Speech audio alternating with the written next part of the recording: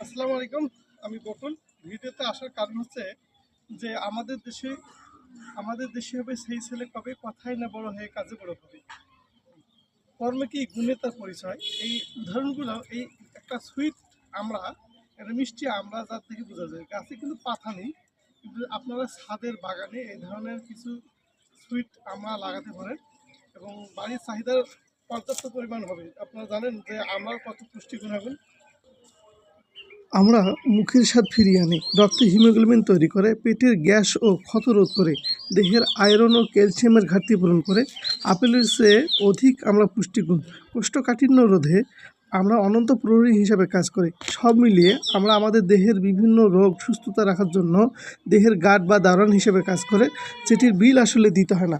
একটি গাছ লাগালেই মনে হয় যে সমাধান। আয়ুর্বেদিক শাস্ত্রে আমরা এই ধরনের আঙ্গিনার পাশে 2-4টা গাছ লাগাতে পারেন। পারিবারিক চাহিদা, পুষ্টির চাহিদাটা পূরণ হবে এবং এই আমরাকে পুষ্টির একটা জন্য একটা ডিনামিক বলা হয়। সবাই ভালো থাকবেন। আসসালামু আলাইকুম।